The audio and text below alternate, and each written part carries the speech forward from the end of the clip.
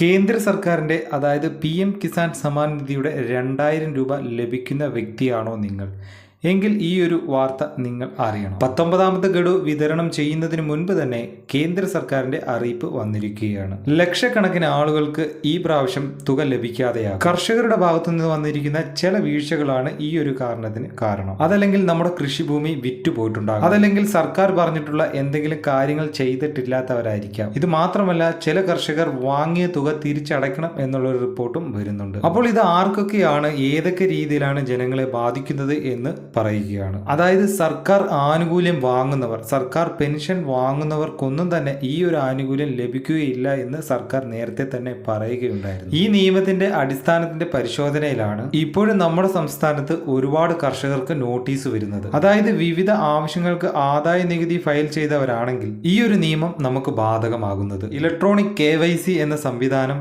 അതോടൊപ്പം തന്നെ land seeding എന്ന് പറയുന്ന മറ്റു പ്രധാനപ്പെട്ട ഒരു കാര്യം, അതോടൊപ്പം തന്നെ ബാങ്ക് അക്കൗണ്ട്, ആധാർ സീഡിംഗ്, ഈ കാര്യങ്ങളൊക്കെ നമ്മൾ ചെയ്തിട്ടുണ്ടോ എന്ന് നമ്മുടെ സ്റ്റാറ്റസിലൂടെ ഒന്ന് കൃത്യമായി പരിശോധിക്കുക. നമ്മുടെ വീടുകളിൽ ഇരുന്ന് തന്നെ നമ്മുടെ സ്മാർട്ട് ഫോൺ വഴി തന്നെ നമുക്ക് ഇതൊക്കെ പരിശോധിക്കാവുന്നതാണ്. ഇല്ല എങ്കിൽ അക്ഷയ കേന്ദ്രങ്ങളിലൊക്കെ പോയി സന്ദർശിക്കുക. മറ്റു തടസ്സങ്ങളൊന്നും തന്നെ ഇല്ല എങ്കിൽ നമുക്ക് ആനുകൂല്യം കൃത്യമായിട്ടും ലഭിക്കുന്നതായിരിക്കും. അപ്പോൾ നമുക്ക് അടുത്ത നല്ലൊരു വീഡിയോയുമായി വീണ്ടും കാണുന്നവരേക്കും ഗുഡ് ബൈ.